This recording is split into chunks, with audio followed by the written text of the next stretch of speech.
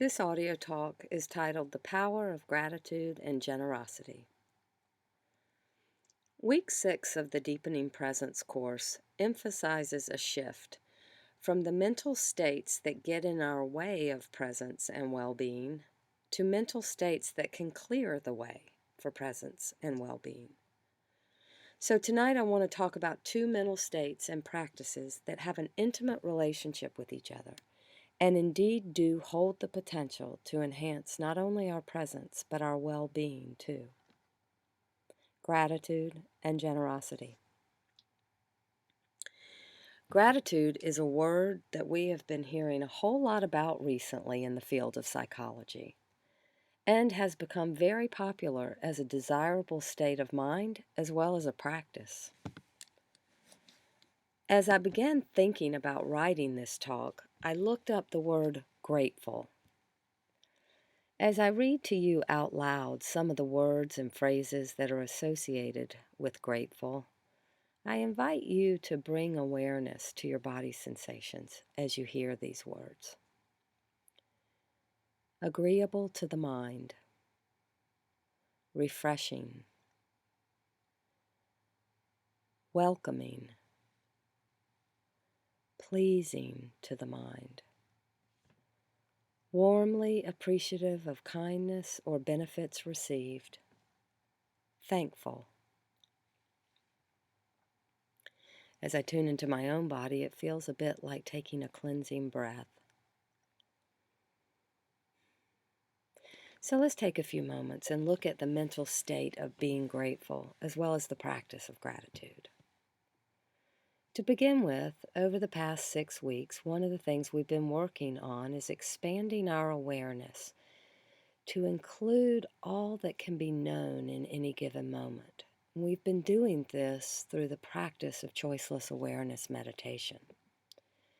As we have enhanced our capacity for this ability, we've noticed how complex any given moment really is.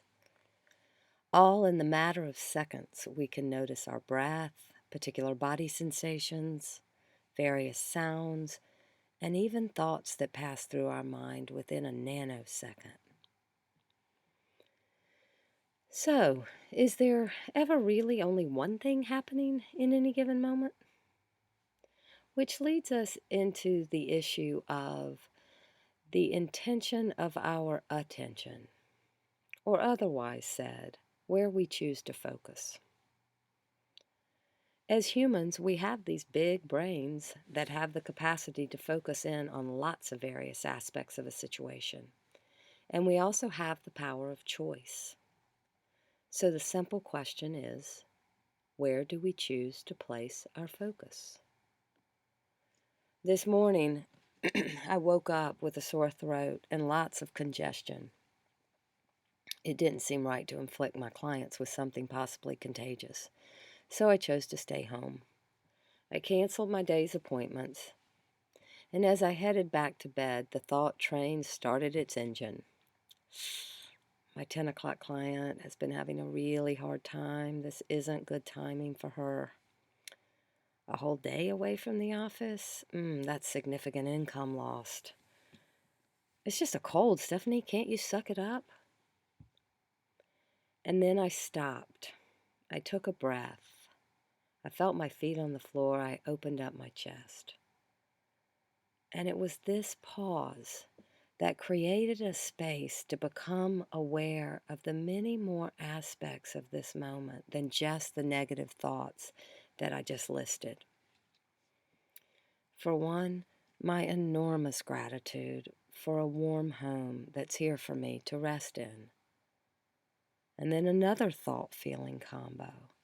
My love for my big old dog and his willingness to lay his big old head on my lap, in a sense saying, it's okay. And then another warm feeling of my spouse holding down the fort while I rest. And then being very much okay, even though the circumstances weren't ideal.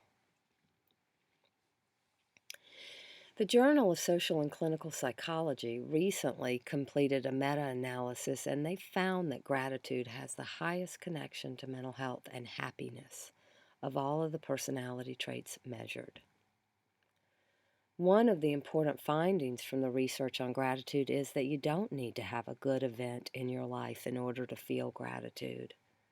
Instead, people that score higher on gratitude measures reframe whatever happens to them. They don't focus on what they don't have or what they are lacking. They make sure they see the good in whatever they have. In fact, reframing is an important characteristic of practicing gratitude. And reframing is not insincerity or inauthenticity. In any moment or any experience, there is a complex matrix of micro experiences. In every moment, we make a choice, whether it's conscious or unconscious, to focus on an aspect of a situation. And it isn't denying sad or other difficult feelings. In fact, as we cultivate the capacity for gratitude, our ability to be with real sadness and other difficult emotions actually increases. Through training the brain in choiceless awareness, we begin to see the vastness and spaciousness of presence. And as we train the mind in gratitude, we begin to see that positive experiences can sit next to difficult experiences, and both can be known and accepted. So why is it that so many of us often will only focus on the negative aspect of an experience? Rick Hanson, a neuropsychologist and author of Buddha Brain, reminds us that our brains are Teflon for positivity and Velcro for negativity. And this is for a good evolutionary reason. It seems it made much more sense for us to focus on the one poisonous berry instead of the 10 delicious ones. This helped us survive, and survive we did. Historically, we had a real need to register all of the nuanced dangers in order to survive. But alas, without this strong need now, the brain continues to search and focus on negativity as a seemingly productive strategy to remain safe.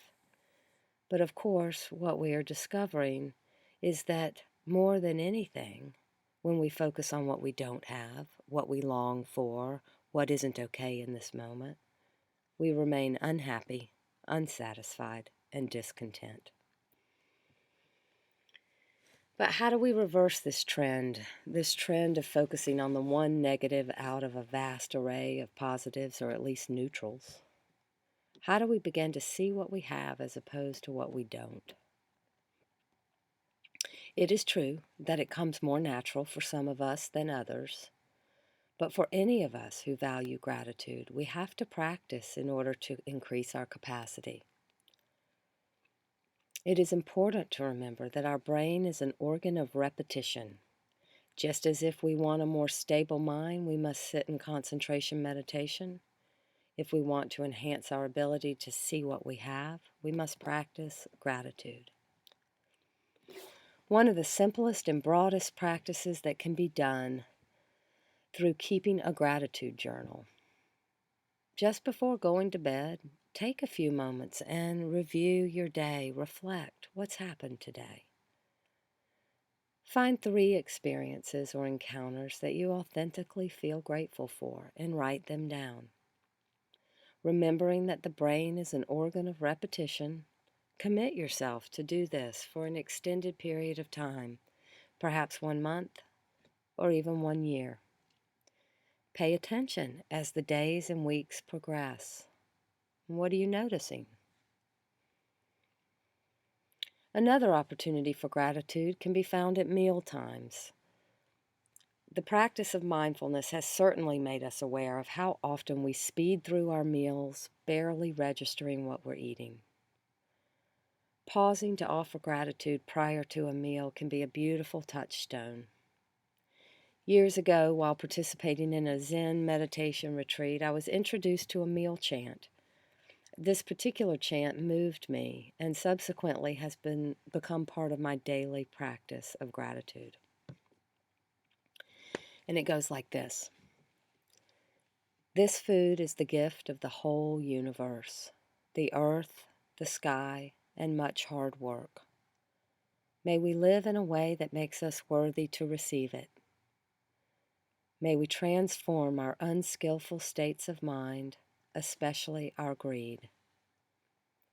May we take only foods that nourish us and prevent illness. We accept this food so that we may realize the path of love and understanding. This mealtime blessing or chant of gratitude also touches on the other mental state that I want to reflect on tonight, and that is generosity. Just within the first line of the mealtime chant, we are reminded that whatever food we are about to receive is a gift of the whole universe, the earth, the sky, and much hard work. This hard work includes the work of the earth, other people, animals, plants. When you really get still and quiet, the amount of generosity in time and effort and attention that goes into the production of food is quite extraordinary. And when we really can find this generosity, we can begin to see it in many of the ordinary moments of each day. The smile someone offers us as we walk down the street, the kindness of an exchange at the cash register when we're checking out, the friendly hello from a coworker who we see every day but we don't really know.